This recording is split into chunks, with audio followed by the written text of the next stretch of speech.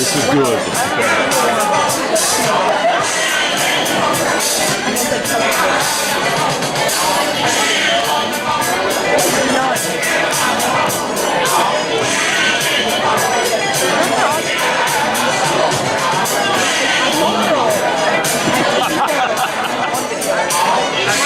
I see him up there. He knows that it's one less seat, but he'll make it, or he'll be in my lap.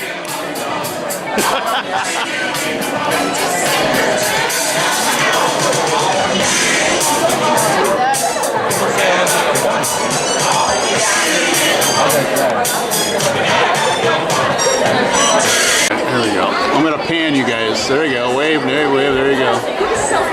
They're there. They're there.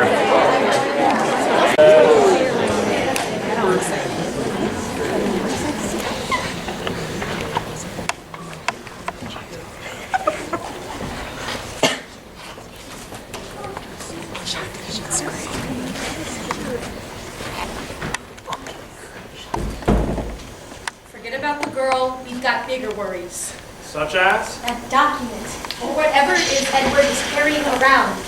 What about? It could be our eviction notice. What do you mean? I mean, they could be divorce papers. If I'm left out in the cold, you would be too, Tony. We'd both be penniless. Divorce? Are things really that bad between you? Edward has grown tired of me, and I suspect he's already picked my replacement. At first, I thought he was simply having a mild flirtation with that Dixie cream donut, Peggy Sue. Now I'm not so sure. Peggy Sue, she's a knockout. But you're more sophisticated than she is. More glamorous than she is. 20 years older than she is. But that hominy-fed hussy has one thing I don't, Tony.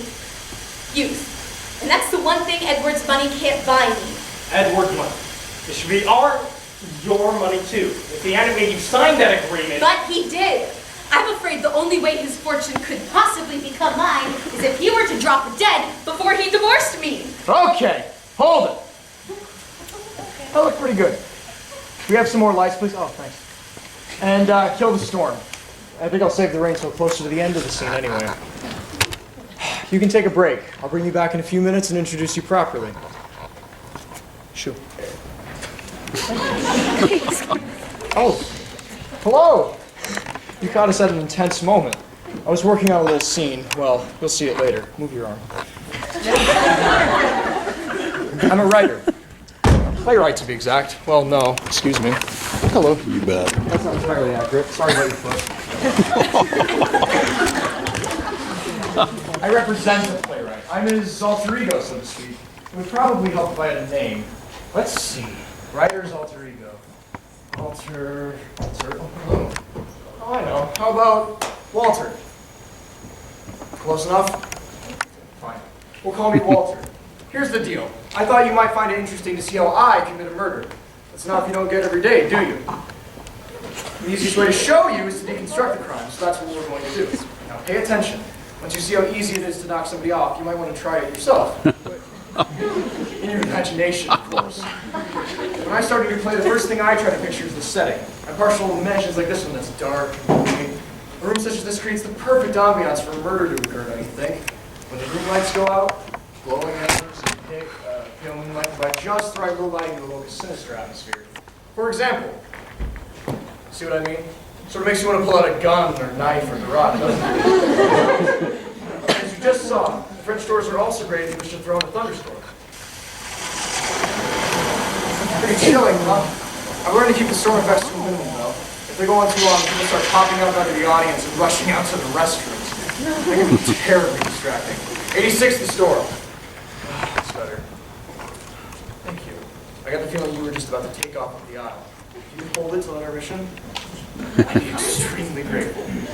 Let's get back to the subject. Sliding doors are good, especially for sudden entrances. And I usually show the base of a staircase beyond so you can get the sense that the house is at least 2 stories high. The characters can come and go up and down into their bedrooms, presumably.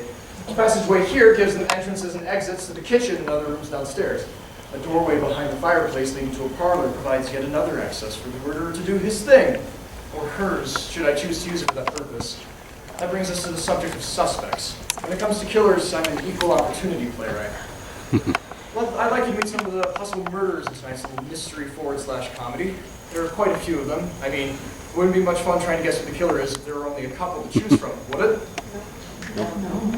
Thank you. Okay. Good stuff. Yeah, it wouldn't be much fun to pick from that many. Let's start with the characters you saw earlier. Tony, Allegra, come on back in. Oh, I need to tell you that this is the living room of powerful and ruthless millionaire Edward Worthington III. You'd be surprised how much time I put into thinking of just the right names for my play's characters. Edward Worthington suits a mature man with a strong personality, doesn't it? And the third suggests old money, handed down through several generations. Admit it, you wouldn't conjure up that image if I had named him Jack Sargent, now would you? Edward, later. As we'll soon discover, most of the other characters have very strong feelings toward the man, including these two. This is Allegra, Edward's wife. His second wife, to be precise. Help me out. When Edward grew tired of his first wife, Justine, he divorced her and married me.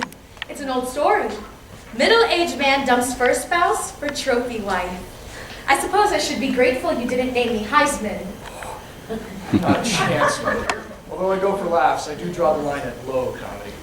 Allegra suits you perfectly. The name is beautiful and mysterious, like you. Thank you. I shall do my best to live up to it. I'm Allegra's brother, Tony Blackwell. I'm a playboy.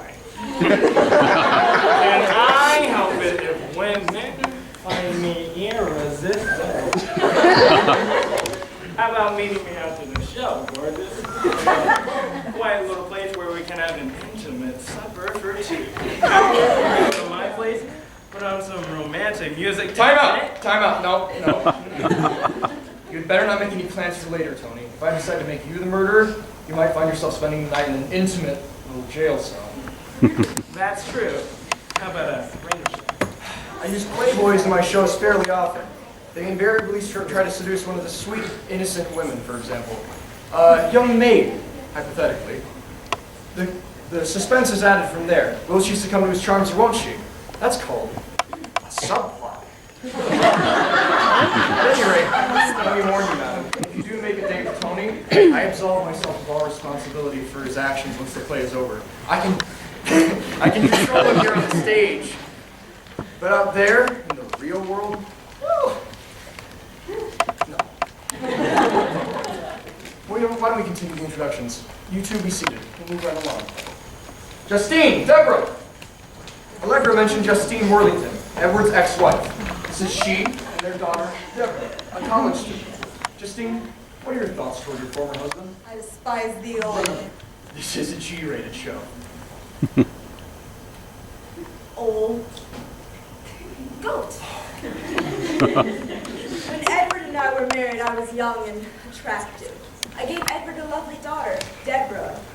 But when I failed to provide him with a male heir he could mold to become as heartless and power-hungry as he is, he made my life a living nightmare. Poor Mom. Father didn't mistreat me. He ignored me. When I was 6 or 7 years old, I had long curls that fell down to my waist. One day, I took a pair of scissors and chopped off all my hair, down to a 1-inch burr cut. That was years before girls ever considered such a style. You're beautiful, girl. I thought that if I looked like a boy, then maybe Father would pay attention to me. I don't even think he noticed. I might be able to forgive Edward for what he did to me, but his behavior towards our daughter? I'll resent him for that till the day I die. Or he does. We get the picture. You can see it, ladies. Edward has one other family member. His sister, Beatrice Worthington. Beatrice is several years older than Edward and helped raise him since their parents were jet setters who were constantly zipping around the globe, leaving their offspring at home in the care of nursemaids and servants. Beatrice! Beatrice is somewhat befuddled, and it's possible her brother only allows her to live in his household from a sense of duty than any feelings of affection toward his sibling. Come on in. Did somebody call me? Yes, Miss Worthington, come on in and say hello to these nice people. Oh, hello! It's so nice to meet you. I rarely go out much, so I rarely have a chance to meet any new people besides Edward's business associates, who call occasionally, and I never have any idea what they're talking about. Oh dear, I'm afraid there's too many of them. I don't believe we'll have enough food.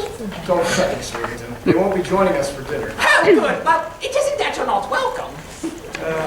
Consider yourself lucky. Stage food is seldom what it's supposed to be. Mashed bananas for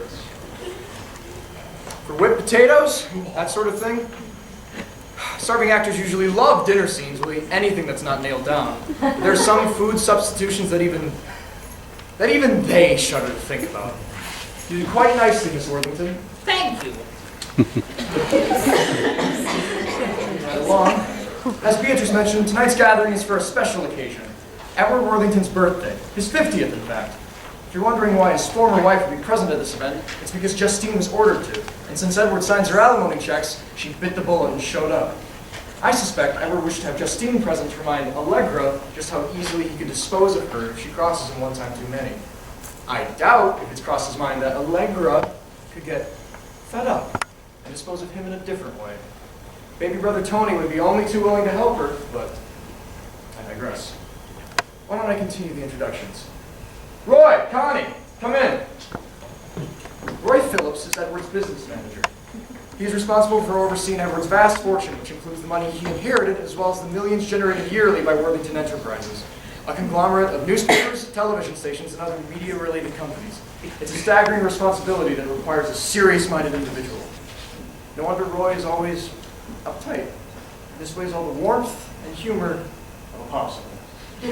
If Edward wants to laugh, he can hire a comedian. I've worked for Edward for 20 years. My employer is brilliant at running his business, but he depends on me totally to control his finances. Sometimes, I wonder if he appreciates how well I do my job. I have no doubt you're great at it. They say, behind every great man stands a great woman. And that... No, Connie, no! That's a figure of speech, Connie. I thought, never mind. The woman behind Roy, figuratively speaking, figuratively speaking, is Connie. They're about as mixed match as striped pants with a plaid shirt. Connie is as giddy as Roy is somber. Oh, I'm not that bad. He's only saying that because I got lost in a Walmart for an entire day. It could happen to anybody. To be fair, I'll add that she spent much of that time searching for her car in the parking lot. You've done that too, right? Roy, why don't you help Connie over to the sofa? We'll continue. Another guest tonight is Edward's personal secretary, Peggy Sue Brumley. Peggy Sue! Peggy Sue comes from Alabama, possibly with a banjo on her knee. I say that because Peggy Sue is your typical Southern belle. She goes by both her first and middle names, of course. South of the Mason-Dixon line, you'll find lots of Peggy Sues, Peggy Jeans, Peggy Lees, Peggy Ann's, whatever. That's how you tell all us Peggy's apart, sugar lump. Well, shut my mouth. Say hi. I confess, I have a great affection for Southern women. They're funny, charming, and very bright. Well, they're good at hiding that fact when they want to. They could easily get away with murder because you'd never suspect a sweet, innocent thing like Peggy Sue could be capable of such a grisly crime. Well, I certainly hope not. I don't know why Walsh would even suggest such a thing. Murder indeed. The very idea just gives me the willies. Besides, you'd have to dislike someone heaps and heaps to want them dead, and I get along just fine with everybody. Well, just about. And Edward? Edward can be extremely demanding at times and real rude when he's in a bad mood, and he gets in bad moods a lot, but you can't murder someone for having an unpleasant disposition, can you? Anything's possible. How about joining the family, Peggy Sue? Sure, sweetie. I have one last business associate of Edward's to introduce. Lawrence. Lawrence? Lawrence Tate is a lawyer, though that doesn't necessarily make him the villain of the piece. There's no doubt the man knows how to draw up a legal paper. If Lawrence had been around in 1776, he could have whipped out the Declaration of Independence in 15 minutes. Thank you. I accept the compliment happens to be true. You might say I'm especially adept at drafting the modern equivalent of the Declaration of Independence. To wit, divorce papers. If you don't believe me, just ask Justine Worthington. It's also possible that Allegra Worthington could attest to that fact in the near future. Also, both women have learned the hard way. I can run a marriage contract that is ironclad. One that predicts Edward and fortune for complete success. Oh, thank you for the information, Lawrence. Anytime, you'll see my bill in the mail. I have no one to blame but myself. I created him. We have one last set of introductions and then we'll get the show out in the room. The household staff. Servants, come on in. In real life, it would take a staff the size of a small platoon to run a mansion as large as Worthington Manor. But for our purposes, these four will do quite nicely to represent the household staff. Sound off, troops. I am Hollister, the butler. I picture Worthington Manor as a huge ocean liner, which I am the captain. The other servants can tell you I run a tight ship.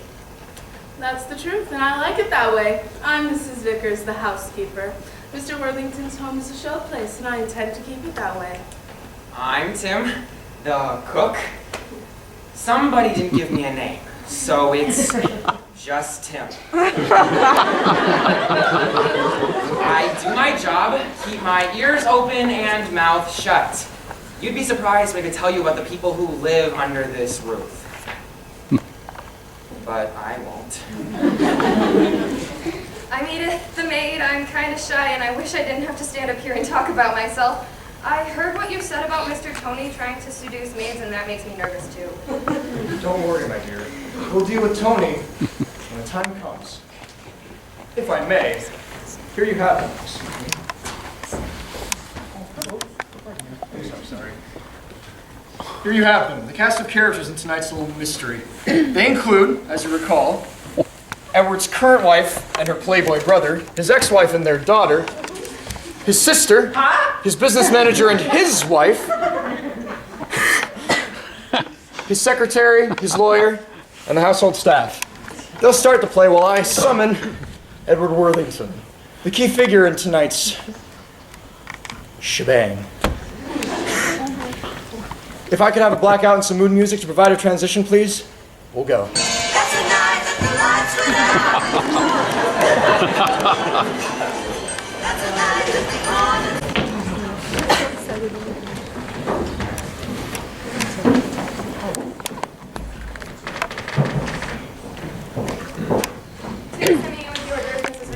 Set them on the table, Edith, though I doubt anyone will have much of an appetite.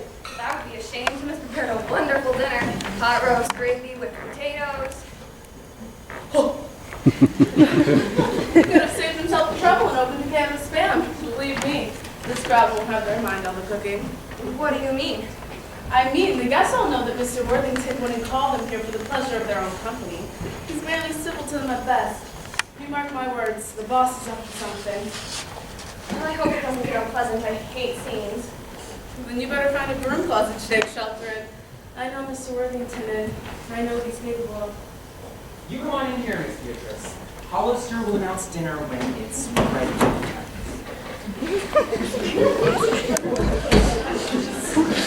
I found her sitting at the dining room table with a fork in one hand and a knife in the other.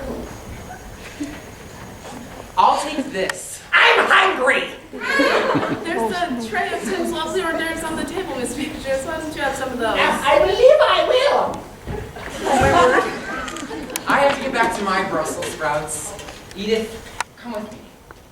You better bring in another tray of hors d'oeuvres. Yes, sir. If you can keep her in here, I'd appreciate it. I think she'll be content with where she is. Edith! Miss Beatrice, I need you to wait right here until the other guests arrive. They should be here shortly. Check the parlor if anyone cares to retire there after dinner. Retire? Is it time to go to bed? No, Miss Beatrice. Just enjoy your snack. Oh, yes. You want some? You can eat the ones with the black things. No, thanks. I don't like them. You eat them. No, thank you.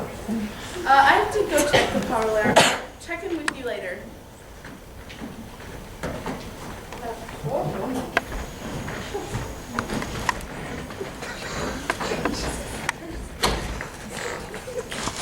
Ow. Nasty.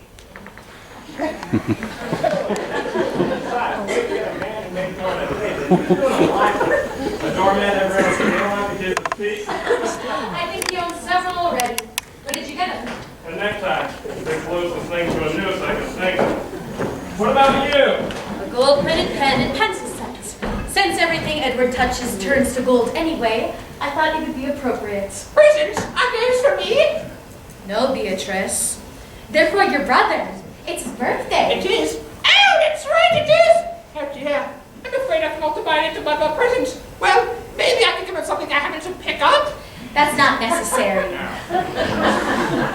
I'll put these over here. Hors d'oeuvres. They look good. Most of them are.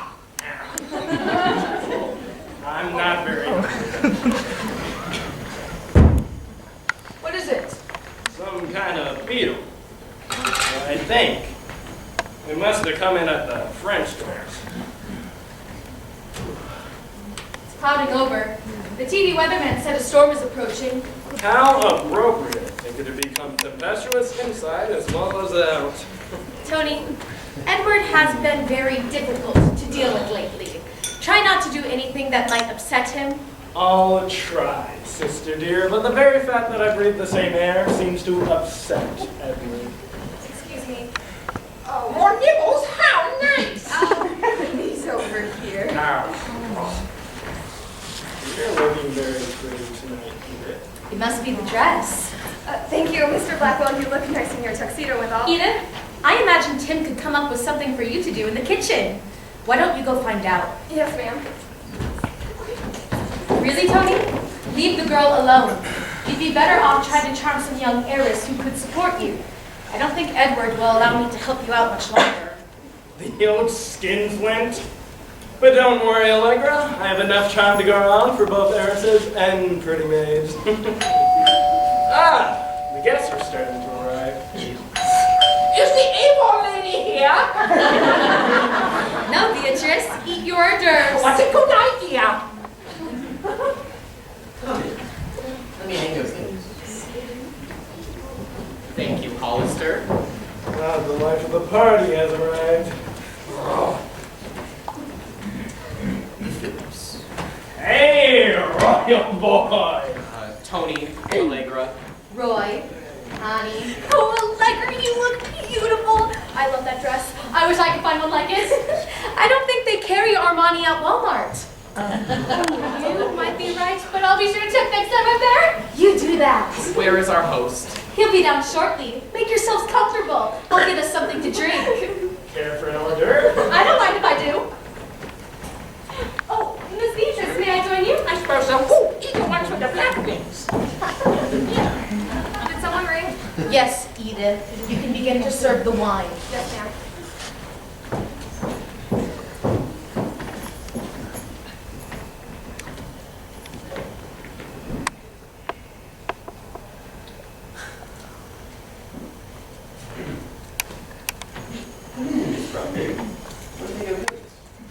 I'll have to get Edith to bring in some Southern comfort. Thanks a bunch, Hollister. You feel I would hold this? Or maybe a pint of Jack Daniels.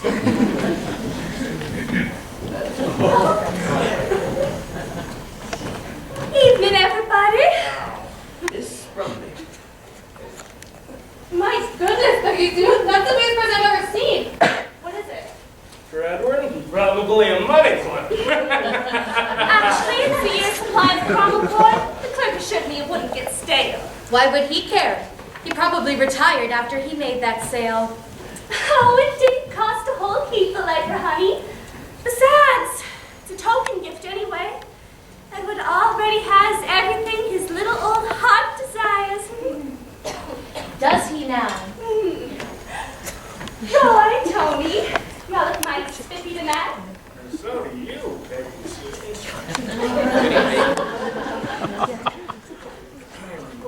In fact, a dress like that on a woman like you ought to be out. I'd say the combination proved highly us. Flatterer. Why? Not a moment too soon. I wouldn't mind a little bubbly. Mrs. Phillips? Oh, thank you, Edith. Miss Beatrice, would you care for a glass? What's in it? Wine. No, if it's not Sprite, I don't want it. Run along, Edith, and set up round two. Yes, ma'am. Roy, come join us. Yes, dear. Thank you. Why, thank you.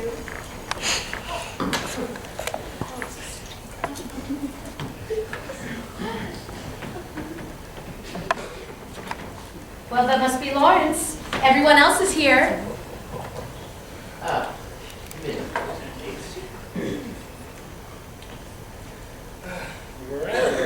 Well, it had to be he or the delivery boy from Domino's. And I know for a fact that Tim is cooking a roast, gravy, whipped potatoes. This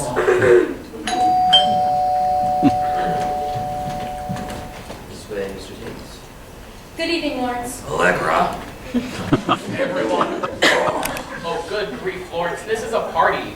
Why do you have your briefcase? Have you gotten to the point where you've attached that thing to your wrist with handcuffs like a diplomatic courier? No, Roy.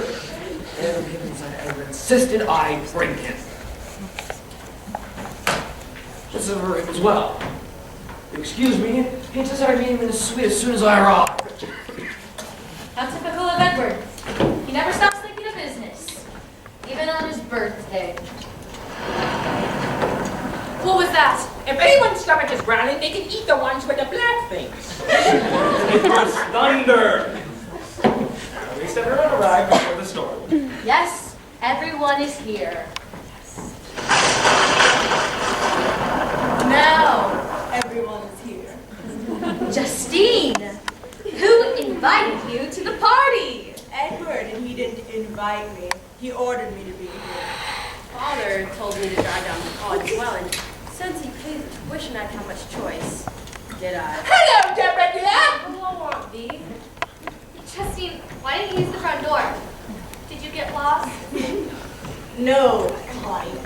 My sense of direction is fine. Oh, I didn't care to have a Hollister greeting at the door like a guest. This used to be my house and used to be my butler. The situation would have been awkward for the both of us. I preferred to let myself in. Come on, Mom, let's hang up our coats. I set out game to the parlor if anyone cares to play after dinner. Mrs. Vickers. Mrs. Vickers. Mrs. Vickers. Justine and Deborah Worthington just arrived unexpectedly. I'm afraid we'll need 2 more places set at the dining table. It's done. I knew they were coming. Why didn't you tell me? You didn't ask. More wine, anyone? Hi, Mrs. Worthington. I mean the other one. And Miss Deborah, would you care for some wine? Set the tray on the table, Edith, and help me set the dining room one last time. Yes, Mrs. Vickers. You can ring if you need anything.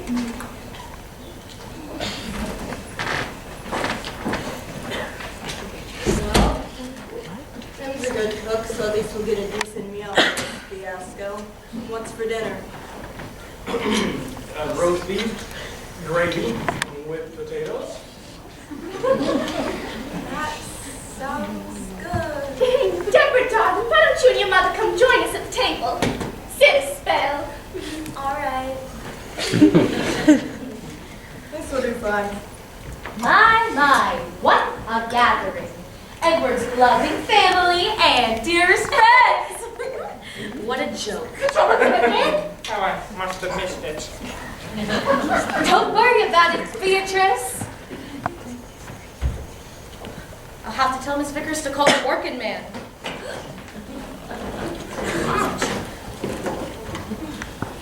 Edward is coming down. Get up, everybody. We have to toast the birthday boy. Here, Lawrence. Happy birthday, Edward. Cheers. Hold it! Whew. A playwright performs all the roles in his head as he writes the show. I needed a really good actor to play this part, so I thought I'd jump in and do Edward for you. Here we go.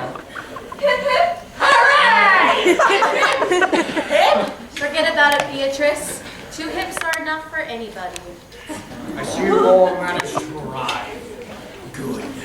I promise you this will be a night you'll all remember. Here. Last glass. Thank you, Peggy Sue. Sit down, everyone. I have an important announcement to make. When a man reaches the half-century mark, it makes him think. Who am I? Where have I been? Where am I going? Did you ring, sir? Yes, Edith. Tell the other servants I wish to see you all in here now. Yeah, where was I? Oh, yes. What do I plan to do with the rest of my life? I plan to make some important changes, for one thing. Changes? What kind of changes? That's precisely what I brought you all together to discuss. Edith informed us that you wish to see us, Mr. Worthington. Yes, Hollister. I wanted all of my family, closest business associates, and servants present while I make an announcement. Everyone in this room depends on me to provide them a living. And thus far, I've provided for you all very well. One would think my generosity would gain me your appreciation, if not affection. But what one here feels is resentment, perhaps even hatred.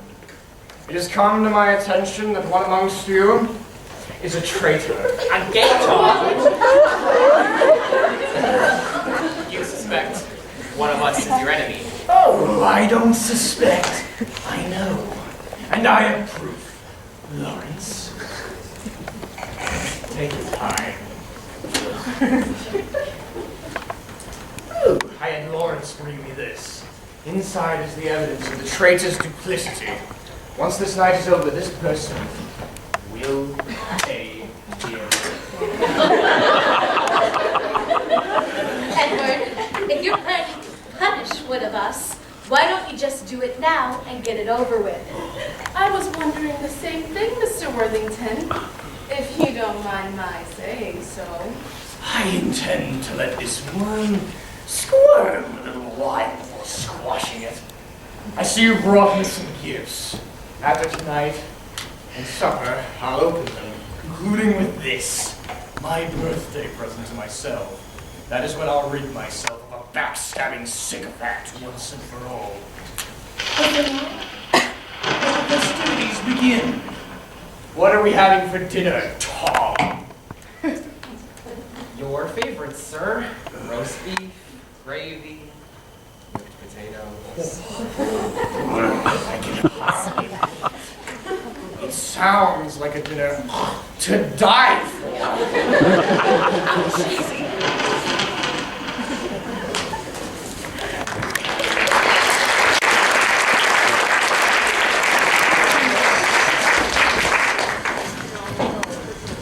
As you no doubt guessed, that was a blackout to signal the end of Act 1, Scene 1. In my mysteries, that's a scene where I usually introduce you to the characters and provide you with their motivations and relationships to one another. This is called exposition. This scene was shorter than usual since they and I told you something about them before the show began. Now, let's move to Act 1, Scene 2. About 2 hours later, this is the scene where the plot thickens, or make that the plot like gravy. It thickens, okay? I had to get the full title in there. Act 1, Scene 2. Edward, darling, what are you doing here all by your lonesome? Nearly everybody's in the parlor playing games until you're ready to come out and make your announcement.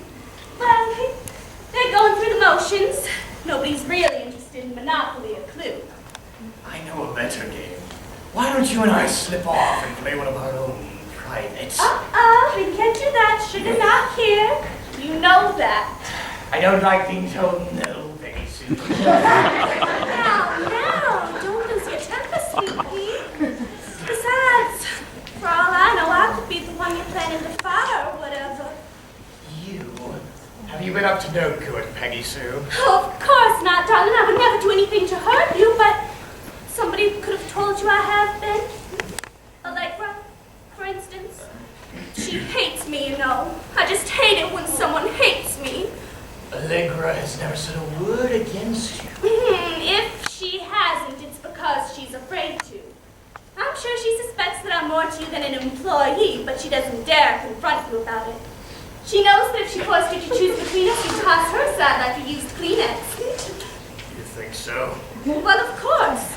You told me you made her sign a prenuptial agreement, like the one Justine had to. Oh, of course. I'm too smart to let some fortune hunter take me for millions. But dreams. Allegra's ridden the merry-go-round long enough. It's someone else's turn. But who knows? Maybe you've even found the woman you'll want to spend the rest of your life with. Ew. Carry on. We'll see, Sue. After tonight, there can be quite a few changes. Fine. I'm going up to one of the upstairs washrooms to freshen up. Don't you go and reveal your big secret without me now. I don't suppose you'd give me a hint as to who it is you plan to reprimand? You know I can't do that, Lady Sue. Even if I pout? Even if you pout. Fine then. I won't waste the pucker. They make little lines around your mouth anyway. I'll be back in 2 shakes of a lamb's tail. Here you are, Edward. What is it, Beatrice? Yes, I came in here and I listened to what you said to all of us earlier, but I'm confused. I expected that. I think you're unhappy with one of us. At least one. And you're going to punish somebody? That's my plan. Oh, I hope it isn't me. Why? Naughty. I don't think so. Oh, I try to be good, and when I try really hard. And you have nothing to worry about. There's papers inside the envelope you put in your pockets. I'm afraid there's some papers too. Oh, what do you call? Put me in a home. Commitment. Yes, that's right. You would have sent me away. What do you know? This is my home. I've lived here all my life. You always have. You wouldn't do that to me, would you? I hate to banish you, Beatrice, but if you've done something really bad and need to be punished. I wouldn't have it. Do you know a Mr. Jameson, Beatrice? Jameson? No, I don't think so. Paul Jameson. Jameson? Oh, Jameson. Oh, yes! The other night when I was in the library, I saw your lawyer, Mr. Tate. He was on the phone with someone, and when he saw me, he went down and said, I'll get back to you soon. Jameson? That's very interesting. Very, very interesting. You read the story. My sister is tired of all this. Why don't you invite me to a cup of tea refreshment?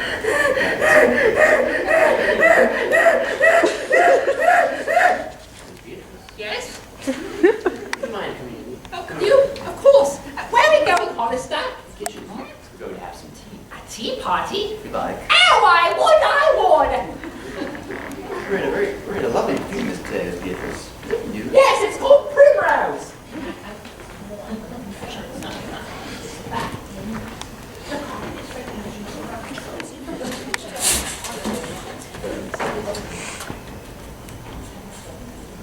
Won't take but a few minutes.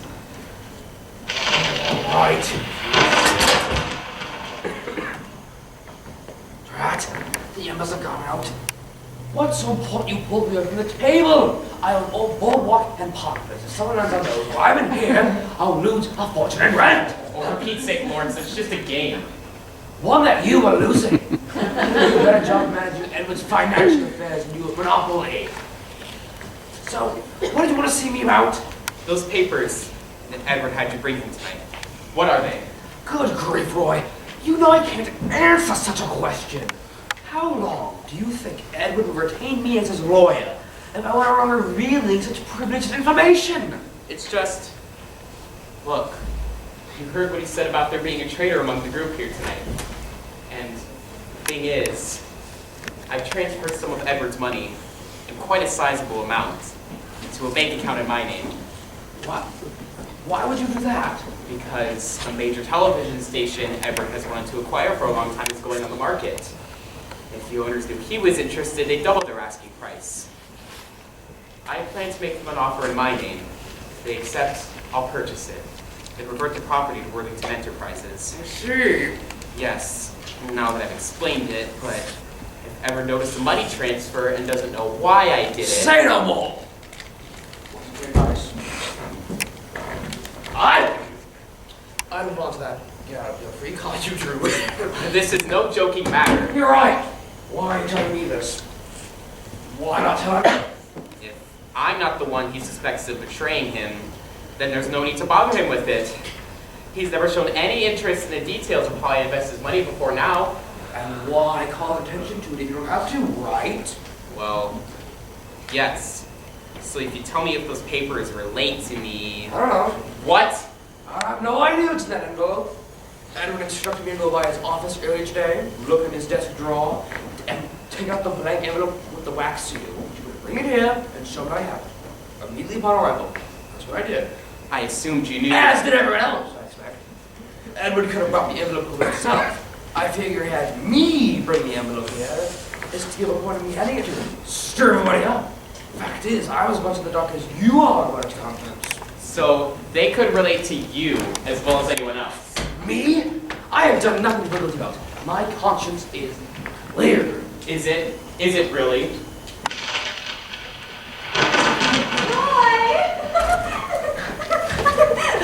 The game's over. Justine won. I would have, but I hid my money and I don't remember where I put it. Oh, here it is. I must have deposited into my bra. Now it looks like I'm flat busted.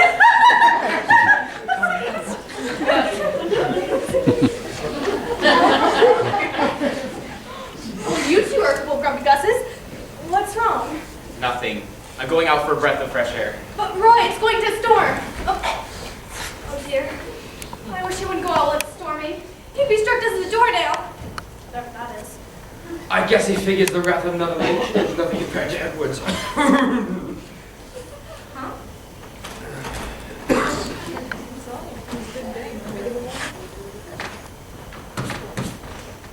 Lawrence, we wrote for you and Roy. I took all your money. You went bankrupt. As I heard. No, I believe that belongs to me too. The way I see it, get it while you can. Edward taught me that. No, Mom. Don't worry, dear. I'll hold my temper. At least until your father makes his announcement afterwards. After that, anything goes. Oh, I wish he'd get it over with. I hate suspense. I love murder mysteries, but I always read the last chapter first to see who did it. If you feel a rumble, it's Agatha Christie rolling in her grave. Murders make me nervous. And when I get nervous, I rip on hives. It's just awful. I'm sure it is. It's a good thing calamine lotion is so, cheap. So, Lawrence, how about telling us what's in that mysterious envelope Edward holds near and dear where his heart would be? No, if he had one, I'll make it worth your while. Roy was wondering the same thing just moments ago, as I told him. I don't know. You don't? I thought it might be... Never mind. Why should you be concerned, Deborah? Father arranged for the college to send him a copy of my grades each semester. Not that he cares about me. He's more interested about his money's being spent. I've had some problems lately, and well, I haven't done so hot in most of my classes. And you're worried that Edward might cut off your tuition? Yes.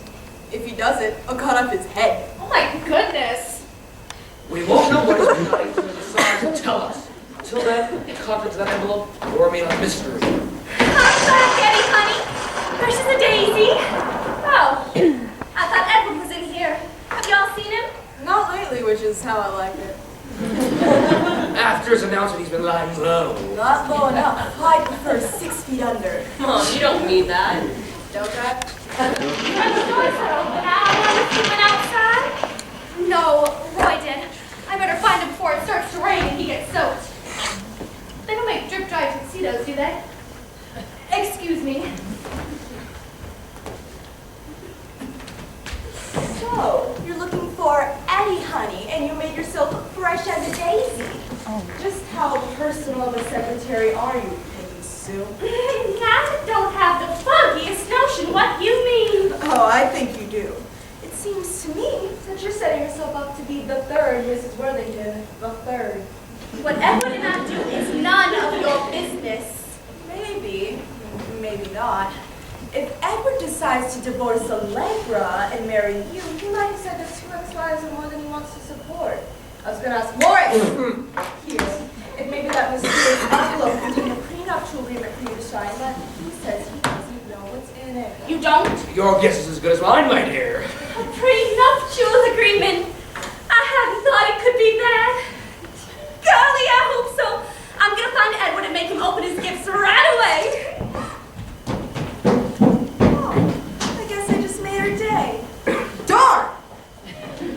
It just occurred to me that Peggy Sue could be my next stepmother. Look on the bright side, Deborah. You've moved back home. Peggy Sue will cook you grits for breakfast. I'd rather eat gravel. I'd rather die than live under this roof and father again. Excuse me? Mrs. Vickers had me serve coffee in the parlor if any of you want some. That sounds good. Ladies? I'd like a cup. Why not? Might need the caffeine for energy in case I get into a fight before this shindig is over. Mom, just kidding, dear. Maybe.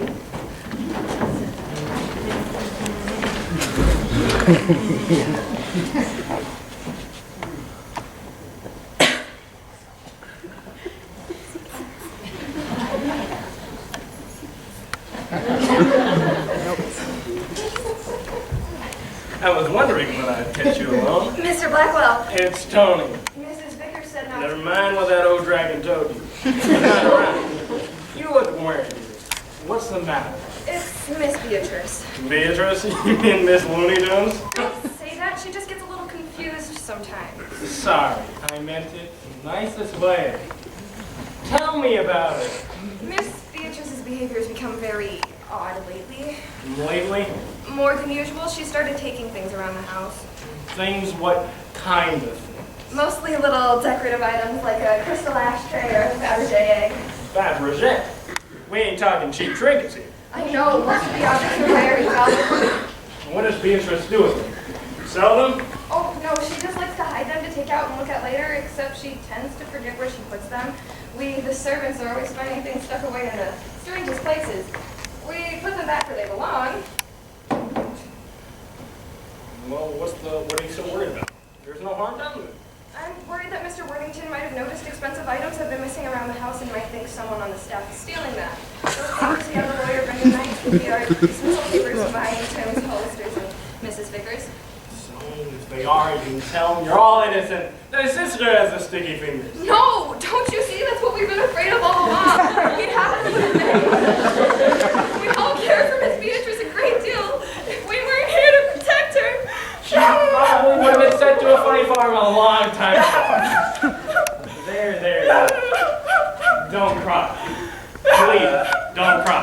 I can't stand to see a woman cry. It makes me want to put her in my arms like this and kiss away the tears. Tony! Your message! My message! There's a strong attraction between us.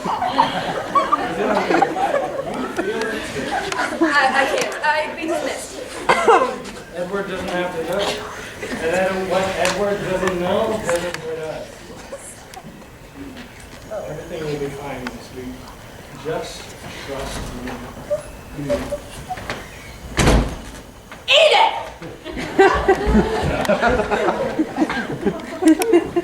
That bunch in there is slurping up coffee like camels out of watering hole. We'll need another pot. Go tell Tim. Now. If you have the urge for something sweet, Mr. Blackwell, we'll be serving birthday cake shortly. Pardon me? You know exactly what I mean. Edith is a nice girl, and I intend to see she stays that way. Is that a threat? Oh, take it any way you like. But if I see you around Edith one more time, I'll tell Mr. Worthington what you're up to. You know as well as I how he feels about you. It won't take much to have him throw you out on your ear. Why, you... Oh, save your breath, you two-bit gigolo.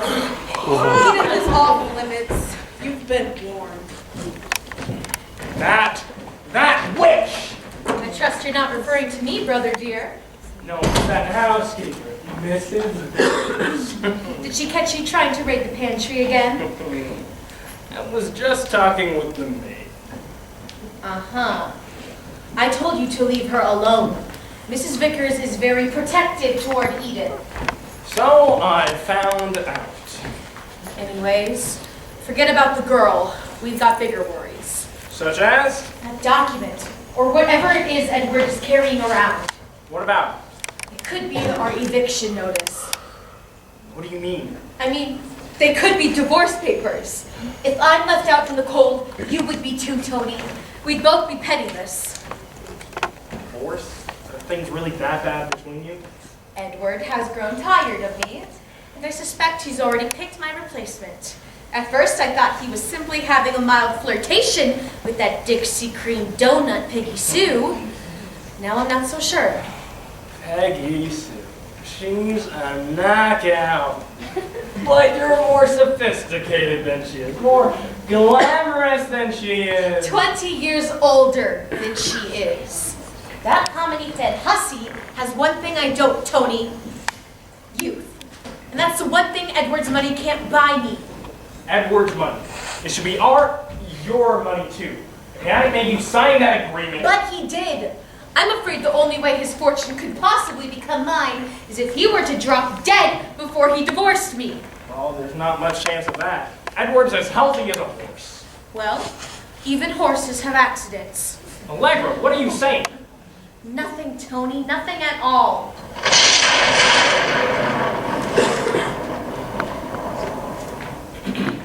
Excuse me, Mrs. Worthington. Mr. Blackwell. Yes, Hollister, what is it? Tim is bringing the birthday cake. We thought we'd gather the guests in here where Mr. Worthington can cut it and open his gifts. Very good, Hollister. Where is Edward? I don't know, ma'am. Haven't seen him since dinner. Neither have we. I'll go look for him. Why don't you tell the others to come in here, Tony? All right. Get everything prepared, Hollister. We'll be right back.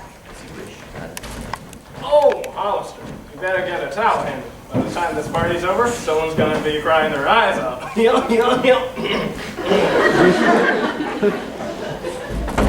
sure to keep that in mind, sir. Justice in this world will be you.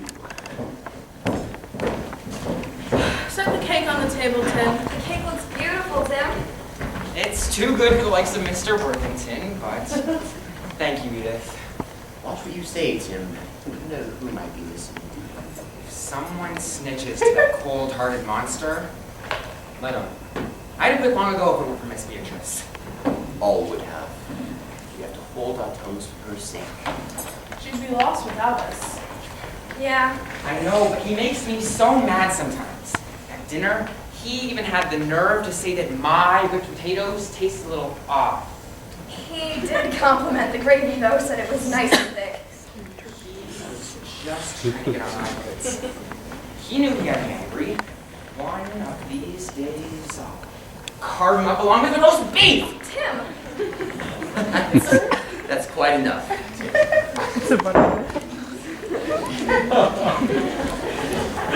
Mr. Worthington, I've ordered that champagne to be served with cake. Tim? Edith? Come on.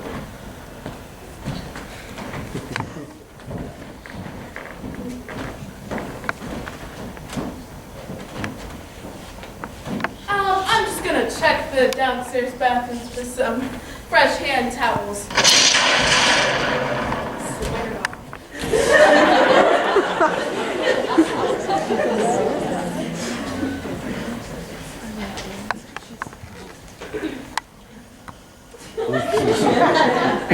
Well, it seems my little envelope has created quite the stir, just as I suspected it would. It seems everyone underneath this roof has a long to answer for, and they will before the night is over.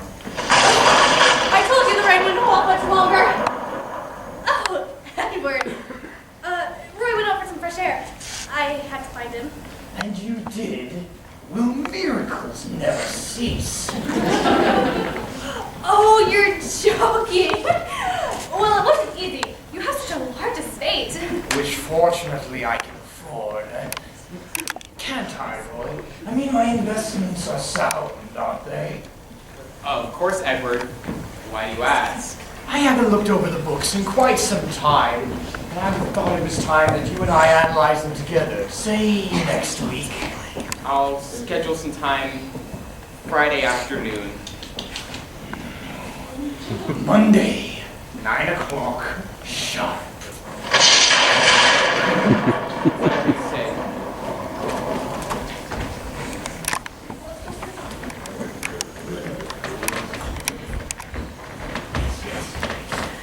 Oh, hey, it's party time! Be seated, everyone. Oh, yes.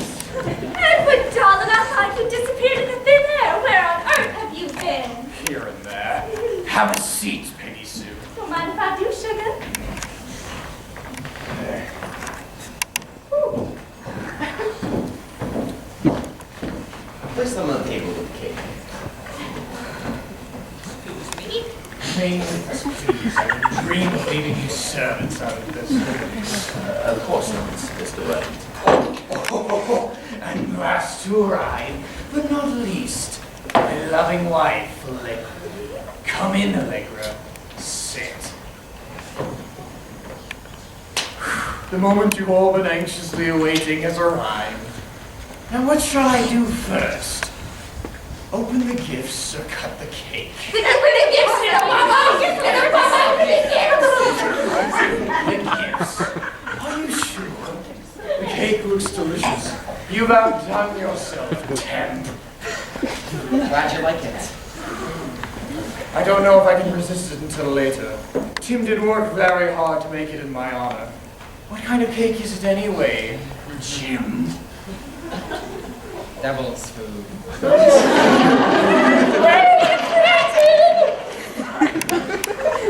I suspect you're not the only one. For heaven's sake, Edward, stop toying with us. You know no one cares about the cake, or the champagne, or the stupid gifts. Just tell us what's in the envelope. Very well. Since you're so consumed with curiosity to know, I'll get on with it. A harmless looking piece of paper, isn't it? But what a commotion it has caused. Well, of course it has, Edward. Holding someone's fate in your hand. Yeah, more than one person, possibly. How right you are, daughter. How right you are.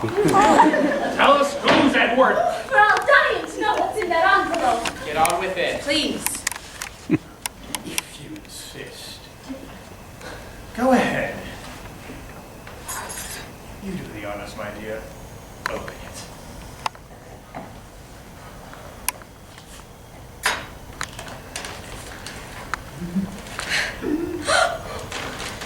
They're blank. What?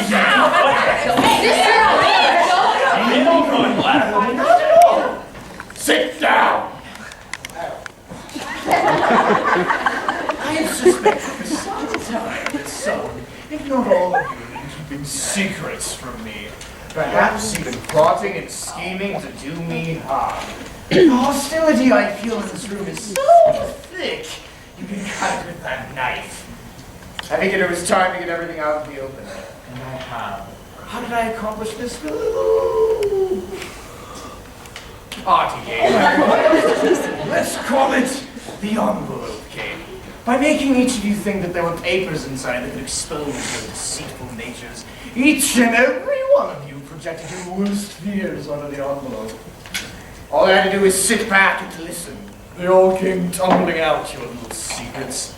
Roy's private investment using my money. Tony's philandering, Deborah's failing grades, Justine's fear that I'll cut off her support. Beatrice's kleptomania, which my faithful servants have done so well to cover up. I even learned inadvertently, thanks to a comment Beatrice had made, the identity of one amongst you who has been quietly selling information to a certain Paul Jameson. That's the man who's writing one of those malicious tell-all biographies. I believe the Bar Association frowns upon such unethical behavior, Mr. Lawrence. What? I've never... Sit down. To conclude my litany of your offenses, there's my devoted wife, Allegra, who earlier told her brother she wished to see me dead. I didn't. You misunderstand, Edward. I understood perfectly. Since the only one amongst you I can trust is Peggy Sioux, my future bride.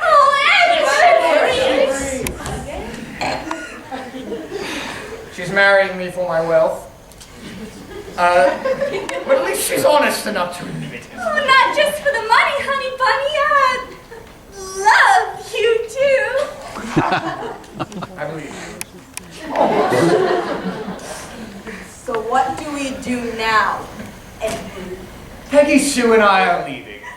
I've arranged a weekend getaway for us at a cozy little inn. Once I get back, I want each and every one of you out of this house. By the time we return, you'll all be out of my life. Forever.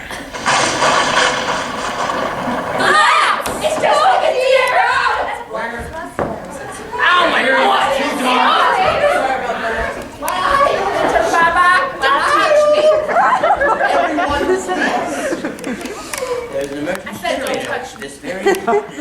very occurrence will be on momentarily. You see? Now I do. Good night, sweet prince! What's he in? Are you awake?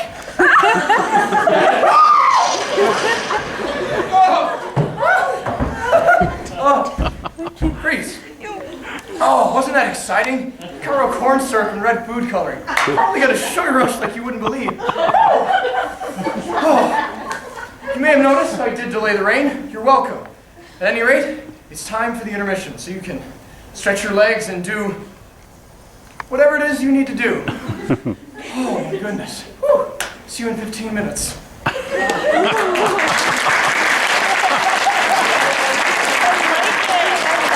Shanti, please, the show started. We'll do that.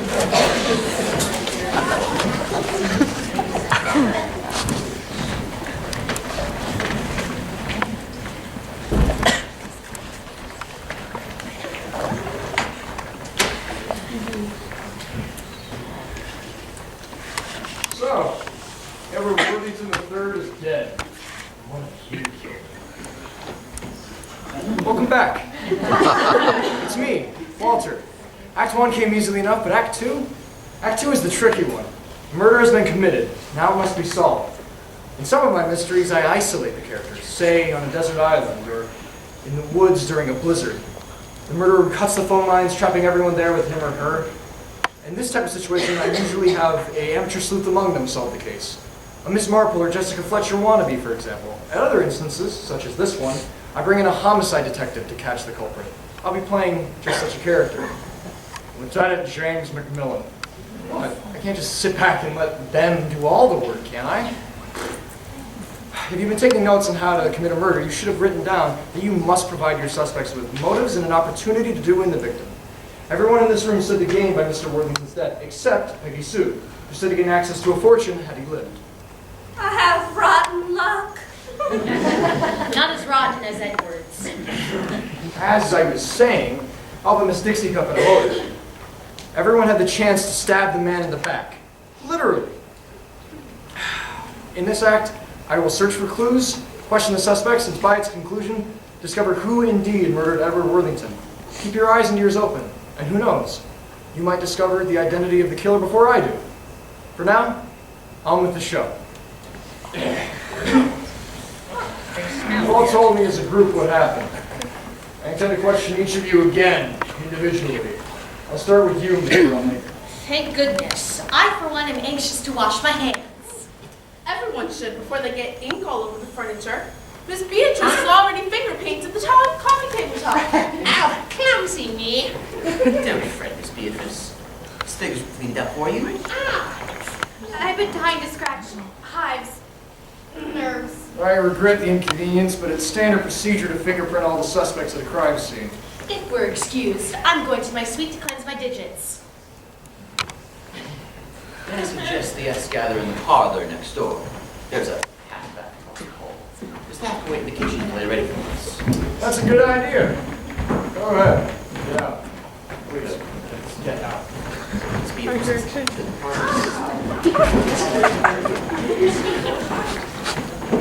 So, what would you like to know, Lieutenant McMillan? How long have you been serving as Mr. Worthington's personal secretary? About 6 months, I guess. I mean, I've worked for Worthington Enterprises for a couple of years, but when Edward's personal assistant retired last June, he pulled me from the secretarial pool and gave me her job. Obviously, your relationship became very personal when he announced his intention tonight to marry you. What can I say? It happens. I would have made Edward a good wife, Lieutenant. Better than that Askew he was married to. A Allegra can shoot you a look that would give you frostbite. If I had to guess, I'd say she's the murderer, Lieutenant. Oftentimes, it's been my experience that a jilted spouse strikes out at a competition. In this case, you. You mean you think she would have gone after me with that pig sticker? Golly, the very idea just gives me the shivers. Mrs. Worthington might well have killed her husband. I'm just saying there are other possibilities. I have to admit you're right. Allegra's brother, for example, Tony, he could have killed him. He He's a charmer, but I won't trust him any further than I could throw a pigskin with a pig still in it. And Roy and Lawrence had reasons to kill Edward, too. He was going to fire both of them. And he threatened to bring criminal charges against Roy, as well as to report Lawrence's dealings with that rat Jameson to the Bar Association. So I noted. His ex-wife, daughter, sister, and staff had motives to end his life as well. Mrs. Phillips might have done the crime to protect her husband. Ugh. If there's anything worse than having no suspects at a crime scene, it's having too many. Seems you're the only one who stood to lose, not gain, by Mr. Worthington's death. Thanks ever so much. Then, can I go home now? I'm about to absolutely collapse from exhaustion, but before I do anything else, I have to go over the classifieds. The classifieds? Why, yes, Lieutenant. When I lost Edward, I lost my job. If Legg was going to take over Worthington Enterprises, you can bet your boots the first thing she's going to do is give me the axe. Oh, golly, I wish I hadn't said it like that. Gave myself the shivers again. A goose just walked over my grave. A goose just walked over my grave. That's what we say in the South when we get the shivers. It's a quaint expression. I can't imagine why anyone would link poultry to the hereafter. I gather it's used to express a feeling of impending doom. I guess so. In that case, I bet a whole flock of geese stomped over Edward Cemetery quite a few hours ago. Anyway, can I leave, Lieutenant? Not yet. I may have some more questions for you later. Sorry. That's okay. I'm happy to do whatever I can to help. I'll be in the parlor if you need me.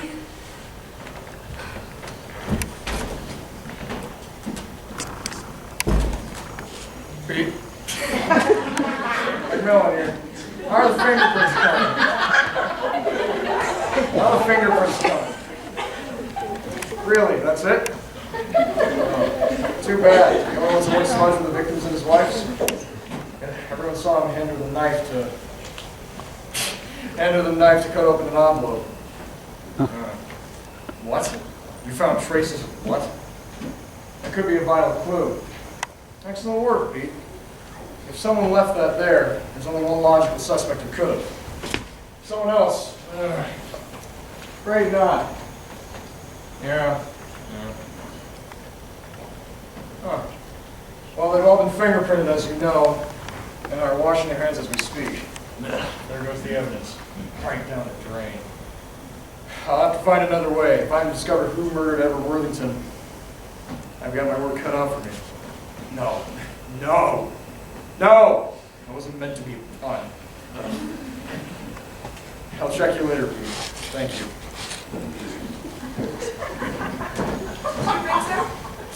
I did. Would you tell the others to come in as well as yourself? Of course, Lieutenant McMillan.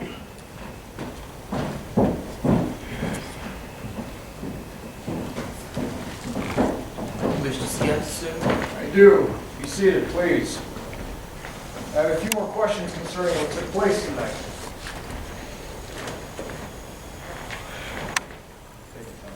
I'm not sure how we can help you, Lieutenant. We were in the kitchen most of the evening. It's what took place in the kitchen that I'm most interested in at this point. Specifically what happened with the murder weapon, the knife. My knife? What about my knife? Where is it usually kept? In a butcher block, it's part of a set. It's seldom there, though. It's Tim's favorite kitchen tool. That's true. I use it to slice and dice everything. Not including people, if that's what you're thinking. I'm not thinking anything at the moment. A good sharp knife is hard to come by. I like to have it back when the case is closed. Or is that too morbid? That's I gather you used the knife while preparing dinner? Naturally, I used it to chop up some fresh chives to sprinkle on the whipped potatoes. What else was served? Roast beef, gravy, Brussels sprouts. A salad! Congealed. Jello and fruits. Fun fact, at first I considered titling the show The Blood, like Jello congeals, but then I thought, no, that's pretty gross. I don't want to see a play with that title. So So you didn't prepare salad dressing, say oil and vinegar? No, sir. Mr. Worthington couldn't stand lettuce. I heard him say once that if he'd been meant to eat green leafy things, he would have been born a rabbit. I see. What did you do with the knife after the meal was prepared? Washed it, of course, along with all the other utensils in the dishwasher.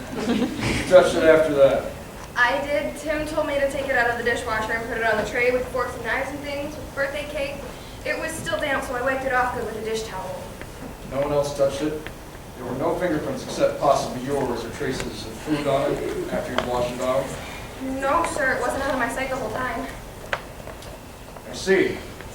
That's what I needed to know. Thank you. You've all been very helpful. If it's a matter of any of our fingerprints being tonight, It isn't that policy. The only discernible prints belong to Mr. and Mrs. Worthington, who we know touched them. see. Then how have we helped? I'll explain later, I hope. For now, may I take a quick look around the kitchen? If I may. Of course not. Right this way.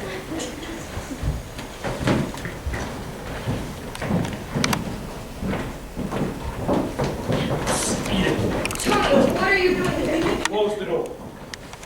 Were you eavesdropping on us? Of course not. I just happen to be listening in this direction.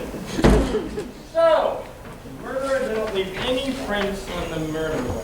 Unless it was Mrs. Worthington. Sis? It wasn't it. How can you be sure? For one thing, Edward was stabbed in the back. Allegra was sitting in front of him. If she grabbed the knife off the table and stuck him with it, she would have hit him in the chest. Maybe, but it was too dark to see. Mr. Worthington could have turned to start towards the light switch. Clever girl, as well as pretty. I knew you were special from the first time I laid eyes on you. You should. I know. That's what makes it so much fun. Let's step outside where we can be alone. Lieutenant McMillan will want to question you too. Not for a while. He's busy in the kitchen with Betty Crocker, Lurch, and the happy homemaker. Come on. But it's cold out there. Don't worry. I'll keep you warm.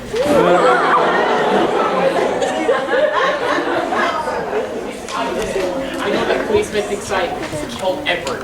Well, wait. Why should he suspect you any more than the rest of us? I could tell he doesn't believe I put that money in my account on Edward's behalf. Why not?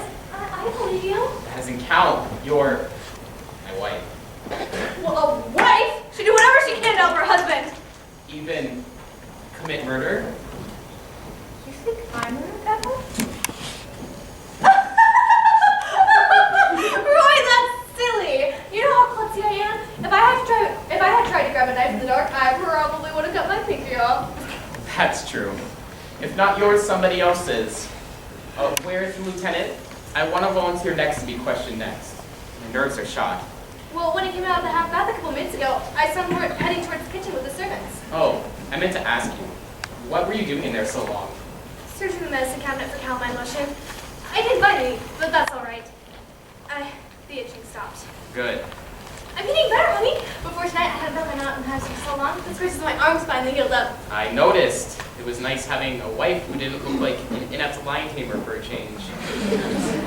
I was considering buying some more short-sleeve dresses, but I guess it's out now. I'd say so. Connie, did you notice any aspirin in that medicine cabinet? I've got one of my splitting headaches. No, dear. I'm afraid I didn't. But I bet Allegra keeps them in the medicine chest. I'll run up and look. I better go with you. With your sense of direction, we can end up in the neighbor's bathroom. Oh, Roy. Poor Edward. Didn't even get to open his presents. I think he would have liked the sweater we got him. Maybe you can return it to Walmart for a refund. Have y'all seen Edith? No, we haven't. Excuse us. Great.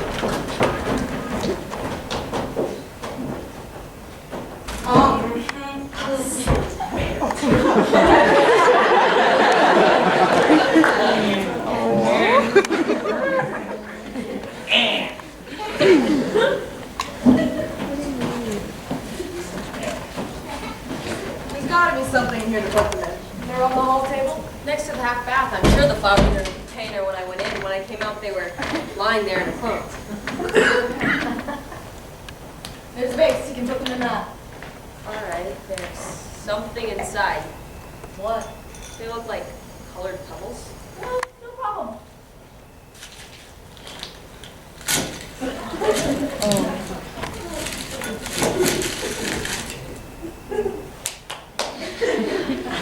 So, where's the detective? I don't know. Shouldn't we wait in the parlor until he's ready to question us? Why? Nobody else is. I wish whoever poked Ed would just fess up so we could go home, but I don't suppose that's likely to happen. Mom, you didn't do it, did you? Kill Father? No, dear. I can't take credit for that. Though I threatened to. Lots of times. I know I was always cutting him down, but I didn't do it literally. I hope you can convince Lieutenant McMillan of that. No, seems like a pretty smart guy. He should realize if I was gonna knock off Edward, I would have done it years ago when he left us to marry Allegra, the sharp woman. He'd have a hard time proving that I killed my ex in a fit of anger that lasted 10 years. If anyone could hold a grudge that long, you could, Justine. Except you wouldn't have needed a knife. With that sharp tongue of yours, you could have licked him to death. Well, speak of the devil, and she appears. Still here? I'm surprised you didn't make the most of the opportunity and Monica buy a new black dress. With what? You know I don't have any money of my own, and I'm sure Edward's accounts will be frozen for quite some time. Good point. Speaking of money, the fact that Edward is supporting the endeavor should be proof that I didn't kill him. I'm not dumb enough to slay the goose that lays the golden eggs. But tonight, he threatened to cut off your income. Oh, I know, but he's done that for years. Every time I ticked him off, which was often. If he actually did sell my alimony checks, I might consider it homicide, but not until then. The very idea! Oh, Let me explain. what's going on here? Meeting of Edward's wives, past, present, and future. Just waiting for you to join us. What was going on out there? This snake in the grass Lawrence tried to lay a hand on me. Peggy Sue. Keep your scaly hands to yourself. I told him about how I'd be needing a new job now that Edward's dead, and he offered me one with his firm and then tried to show me some of the fringe benefits. If Edward could see what you would try to do, he'd be spinning in his grave. If he were in it yet. How could Father see Lawrence if he were in his grave? Oh, you know what I meant. I felt a tremendous attraction to him for a long time, Peggy Sue. But I couldn't tell you as long as Edward Was alive. Well, it seems that Edward's most trusted lawyer had yet another motive to murder him. You know, for once I have to agree with you, Allegra. Though it hurts me like a toothache to admit it. No, I wouldn't kill Lord Edward because I too have my feelings for Peggy Sue. It's a good thing because I wouldn't have you on a Christmas tree. What? Because I'm not rich? That is your your boss wasn't his millions. So what if it was? I'm tired of being poor. As my grandma always used to tell me, love is fleeting, honey, but money lasts forever. Are you sure you're not descended from Scarlett O'Hara? Ow! Mrs. Vickers, that ought to teach him a lesson. Mrs. Vickers, you shouldn't have. He can't say I didn't warn him. Don't mind us just passing through. Give it. What? No. I wonder what that was about. I don't believe you did that. Honey, your nose. There's nothing compared to what life's going to look like. You'll listen to me. Come on. I'm gonna tell him to have back and clean it off.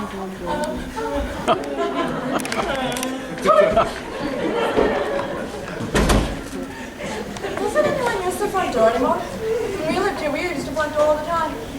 You men, you're all alike. What? I'm not like Tony. Sure you were. You comforted me anymore. My daddy would come after you with a shotgun. Everyone is back in here. Are we playing a new game? Dream of playing a game without you. That's sweet, Deborah. One of these days I'm going to surprise you and win one. Are there any nipples in here? I was going to save room for birthday cake, but as I didn't eat that much dinner, then never did cottage. I noticed you picked at your roast beef and didn't even touch your whipped potato. There was some mince in here earlier. Now where did they go to? Never mind. I'll get you something. Come sit on the sofa, Auntie. Thank you, Deborah, dear. I have to make a phone call if you ladies will excuse me. Gladly. No. If I had to guess, I'd say he's gonna go tell a certain writer the good news. Good news? Well, good news. That Edward has gone to meet his maker. Second thought, that's not where he's headed. Either way, Lawrence is a very lucky lawyer. Not only is the man who was gonna have him disbarred dead, but that writer guy, Jameson, will probably pay him a fortune for a first-hand account of Edward's murder. With a climax like that, Edward Worthington III's biography will be a huge bestseller. I told you Lawrence was a snake. You won't get an argument from me.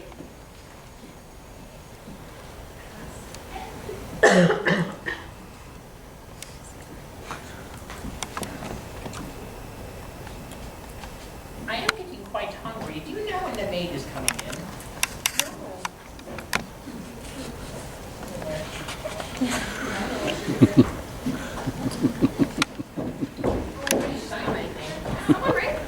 Yes, Edith, my aunt is a little hungry. Will you see if you can find something to serve? I think the detective is searching the kitchen, so the cabinets, the refrigerator, everywhere. I'll find what I can. He's searching the kitchen. Wonder what for? Maybe he's hungry too? You should have paid more attention to the label. I'm sorry, honey. It was an accident. Perhaps I should see a doctor. I don't know what he could do. Oh, hello again, everyone. What's the matter, boy? You've been a little green around the gills. I had, and still have, a ferocious headache. We couldn't find any aspirin in the guest suite bathroom, so my wife went to rummage through Allegra's medicine chest. Stupid Minnie swallowed the pills she brought me without looking closely at them. It wasn't aspirin? Well, no, I didn't see any aspirin, but there was this big vial of orange pills that looks like the prescription strength Motrin Roy gives out for his headaches. I gave him some of those before I read on the label that they were Premarin instead. I only gave you 4. Premarin? What's Premarin? Double strength estrogen?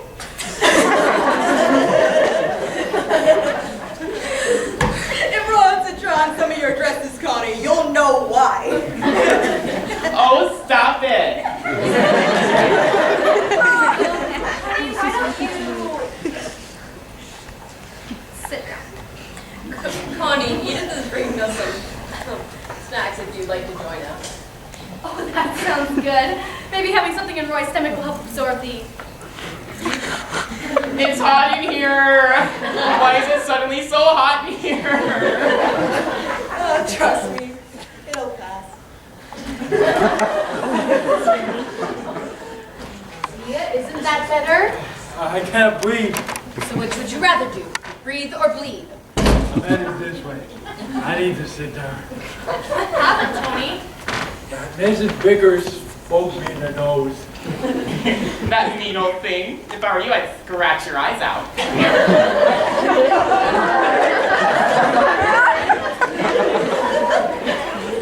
I'm sorry, Allegra. Roy took some of your Premarin by mistake. I thought it was Motrin. What's Premarin? Female hormones. Why don't you just tell everybody? Sorry. I don't know what's going over me. Oh my! What's the matter with Mr. Phillips? He's gotten in touch with his feminine side. Actually, he's in touch with my feminine side. It was my prescription he took. You've got any pills left, Allegra? Can I have a few? I'd like to slip some into Lawrence's drink and then see how he likes getting pinched on the Whatever happened to topics of conversation? I understand. Like the weather. Hairstyles. What? Look, I know I said that I wouldn't stoop to using low humor. Well, Roy and the estrogen bit. Got a hand. Straighten up, Roy. All right. Tony, take the toilet paper out of your nose. You look like a walrus. Anyway, anyways. Let's talk about murder. So, Lieutenant, do you know who murdered my husband? My ex-husband. My future husband. Little Baba? Not yet. Well, my buddy Pete passed on some information that could prove to be relevant. And I don't suppose you tell us what it is. When the time is right. Excuse me, Lieutenant. Miss Stepper said Miss Beatrice is hungry and requested to bring in some food. We thought everyone would like a snack as well. After Mr. Worthington's announcement, no one seemed to have much of an appetite for dinner. The roast was barely eaten. Nobody touched my Brussels There were plenty of hors d'oeuvres left as well, so we thought we'd bring them out. Oh, good! Nibbles! May we, Lieutenant? Certainly. Oh, Mrs. Vickers, everyone seems to have migrated back here except for Mr. Tate. If you could ask him politely to return and join us, I would be grateful. A snake slithered into the grass a few minutes ago. Go ahead, help yourselves.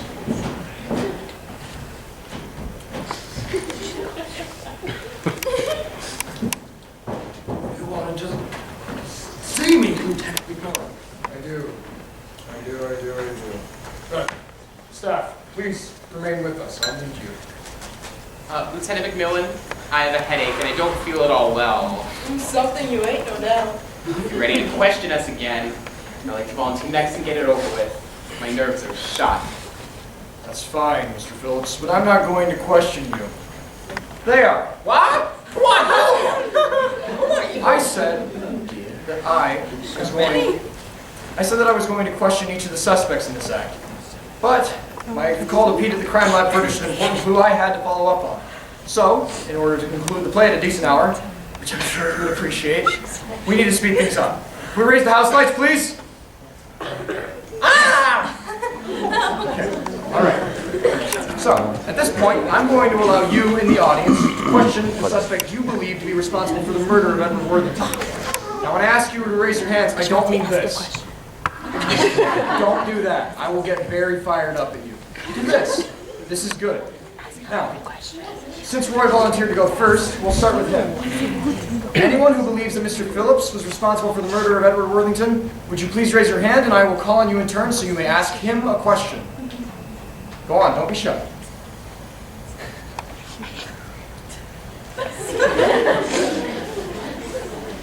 Yes. Where do you buy your suits? Well, it's the only store you'll ever need. Walmart. All right. Any other questions for Roy? His hands are clean, I think. Pardon? I think his hands are clean. I think his hands are clean. That's not a question. Any questions for Connie, his wife? Yes. Do you have a drinking problem?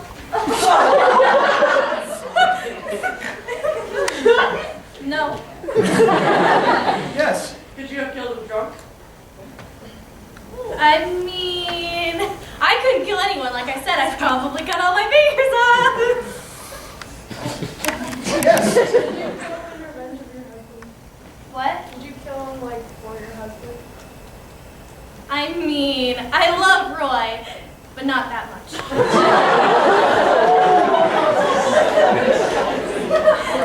Wow. Okay. Have you read any Walmart How to Kill manuals? They have those. I'm gonna get one for my mystery novels. That'll be much.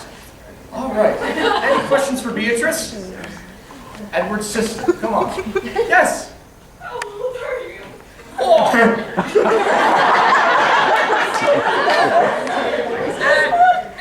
52. I am now. 83. Remember that, though. A number. All right. Any questions for Beatrice? Yes. Why do you keep taking things? Why not?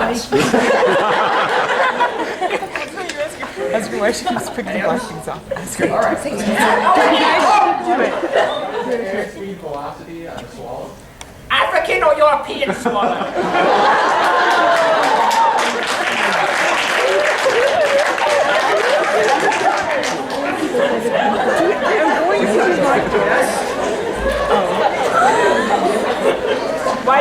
Why does she keep picking the black things off? I don't like them.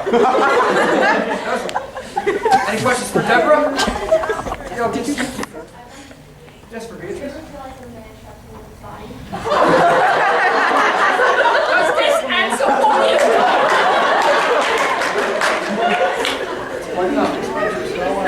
Any questions for Deborah? Yes. What are you studying at college? Well, you see, I started at University of Harvard. I went on to University of Harvard again. There was some problems. General studies? Yeah. Why don't you go to community college? Ask her why you drink Yes. so much, because I think that. See, Walmart? All right. Any questions for Peggy Sue?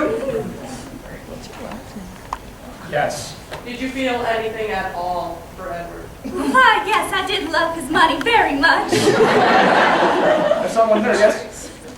For two questions. One, what part of Sweet Home, Alabama are you from? And the second one is, besides his money, is there anything that you like about him?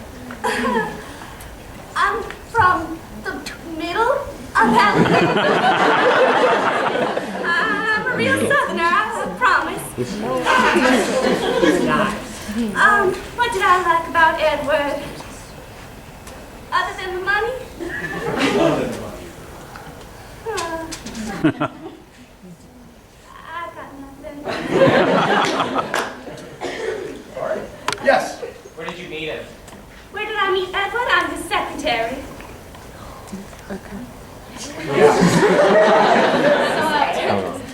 Any more? No. Any questions for Tony Blackwell, Playboy? Oh, this is good. Yes? What are your intentions toward Edith? Well, you see, I see women as a wine. First, you gotta start out with the cheap wines.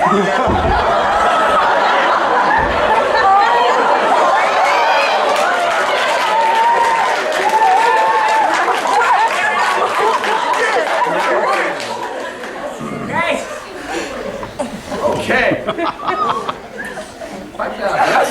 Is she the cheap one or the expensive wine? I don't judge a bottle on its label. All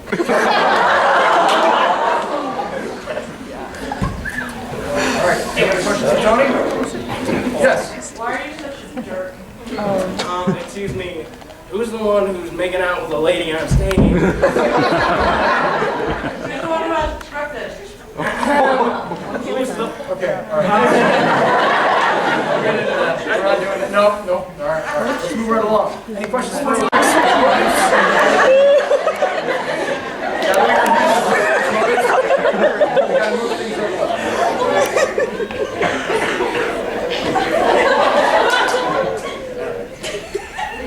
Okay, let's move things. Thank you. Okay, let's move things right along.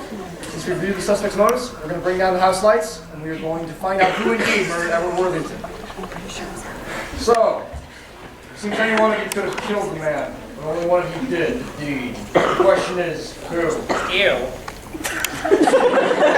Beatrice, what on earth are you doing? Getting rid of those black things. I don't like them. For heaven's sake, I thought they were bugs. So did I. Olive slices. Black olives, Lieutenant Camillin? I put slices of them on the hors d'oeuvres. Let's see.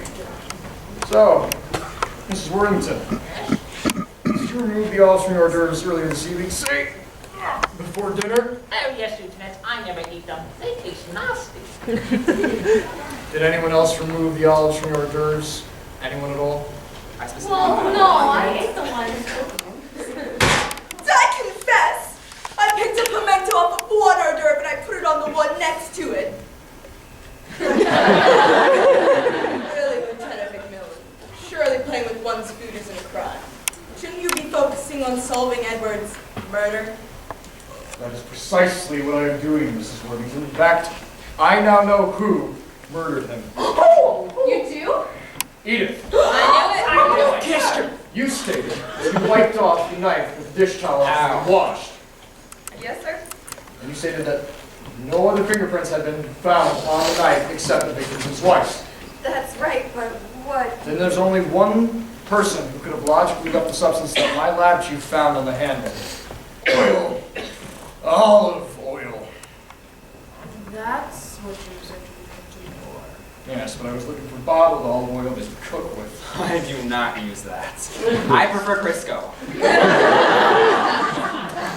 So I noted. You never heard to look for a jar of olives themselves. It seems it is obvious that Miss Beatrice passed it on. What? She Oh! passed this slice. What? What are you saying, Lieutenant? You're coming with me. Where are we going? We're going to jail. What? I'm arresting you for the murder of your brother, Edward Worthington. What? You think I killed little Baba? Maybe I did. I don't remember. It was all so confusing in the dark.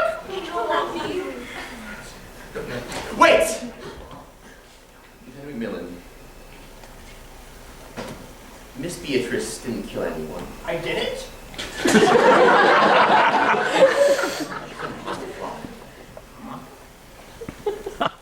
I murdered the master.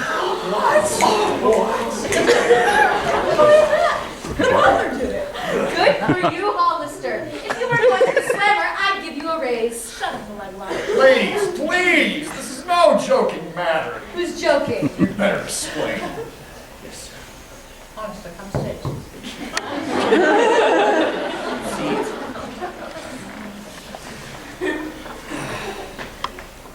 I have become quite attached to Miss Beatrice over the years. What? The reason we got married is because I love her deeply.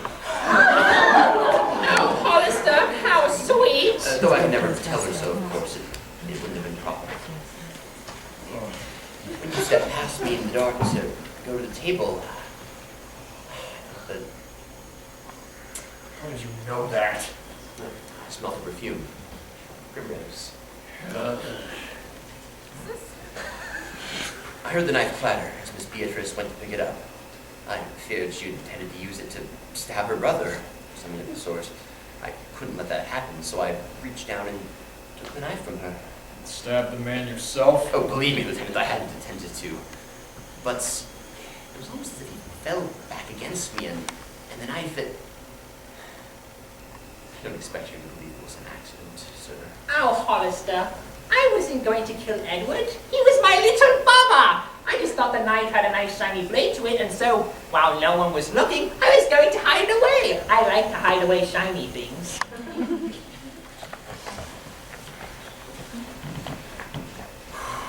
I understand, Miss Beatrice.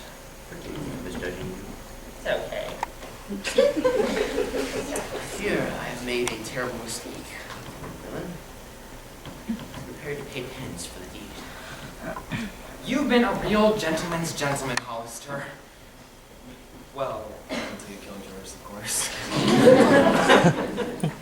Thank you, Tim. I trust you and the household staff will continue to look after Miss Beatrice in my absence. Take care of her. Yes, we will. I fear I shall not be returning.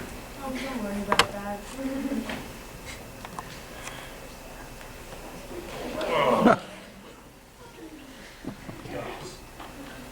Okay. Not yet, sorry. Hold my hand in jail. Okay. The rest of you remain here. I'll come back for questioning since you all witnessed Hollister's confession. See you in a bit. Yeah, man. Don't worry, Unky. We'll get a good lawyer to represent him. A good lawyer? I'd like to know how you plan to pay for one. I appreciate Hollister for getting rid of the old ogre, but I don't intend on spending a fortune to defend him. You're a greedy woman, Allegra. Those are her better qualities. Needless to say, you and your brat won't be getting any more special handouts either. And as for Beatrice, I'm afraid Hollister's efforts were in vain. Arrest home is where she belongs.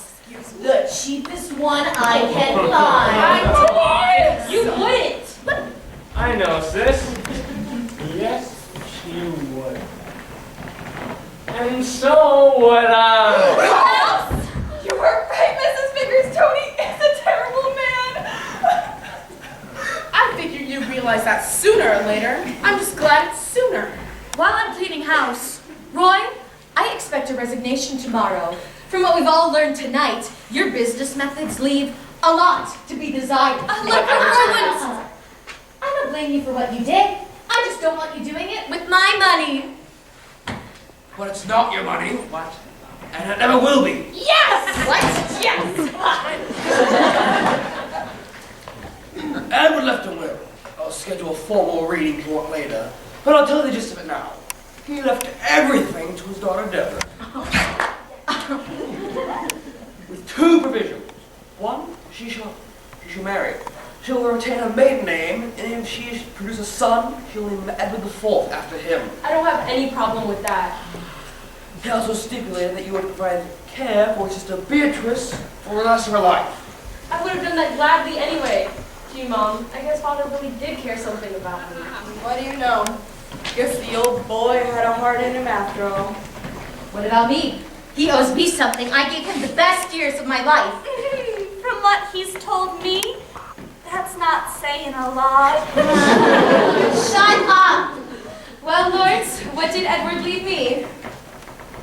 Your Louis Vuitton luggage and as many clothes as you can pack into them. Here it is. Yes! Luggage! You mean I killed the old tightwad for nothing? What? Sis! I, too, heard the knife clatter when Beatrice picked it up and saw it glimmer faintly. I knew someone behind Edward was holding it. I didn't know whoever held it had the guts to kill the man, so I gave Edward a shove backwards. Yes, I helped kill the man, and I am glad I did it! Very interesting. Going out a new use for these, Hollister. I am happy to return them, sir. Sis, don't say anything else. That advice is too late, Mr. Blackwell. Seems when Hollister said that Mr. Worthington was pushed onto the blade, he was telling the truth. He didn't stab the man, but the woman who pressed her husband onto the knife did. Like Worthington, I'm arresting you for the murder of your husband. Yes. Take me away. I don't care. Just get me out of this house. It's a pleasure. At the door. Good riddance. I can't believe it. Somebody finally used the front door. Honest, huh? First of all, your tie is undone. Second of all, you sweet man, why didn't you tell me how you felt ages ago? It would have been in private, Beatrice. Oh, piffle, we'll discuss that subject matter later. In private.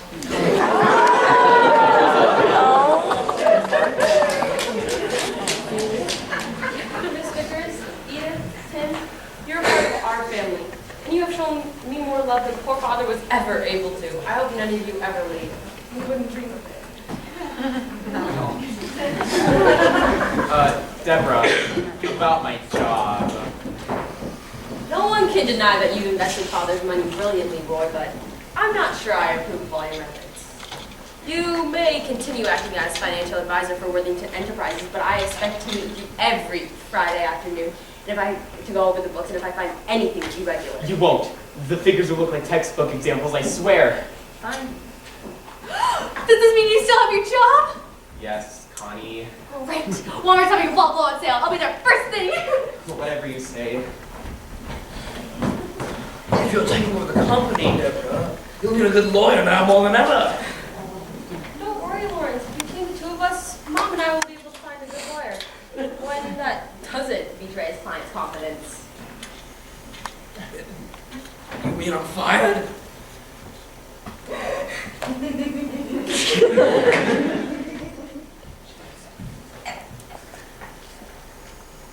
Like a gas-fired grill on the 4th of July, baby!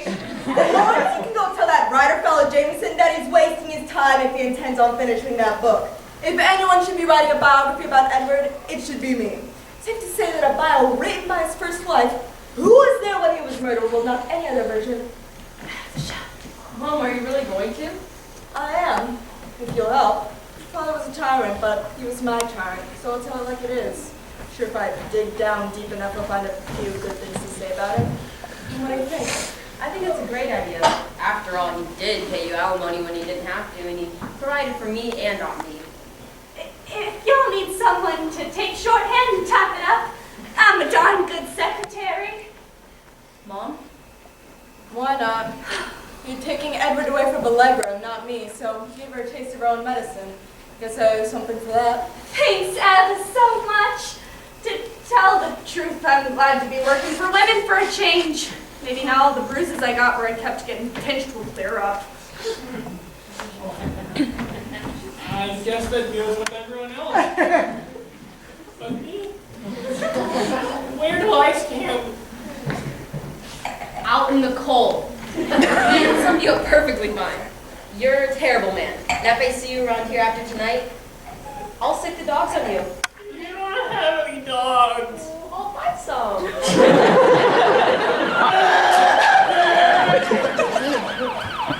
Apparently, Lieutenant McMillan's men are arriving. Allegra's going to be in jail for a long, long time. You know, she does have one good thing going for her, though. What's that? She always looked great in stripes. Do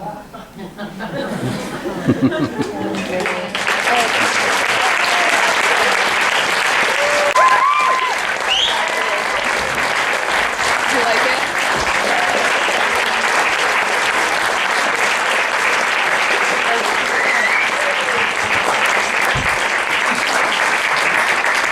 There you have it, ladies and gentlemen. Murder played out and deconstructed for your enjoyment and edification. Speaking for the playwright, I am his alter ego, as you recall. I hope you all had a good time. All of us did. Thank you, and good night.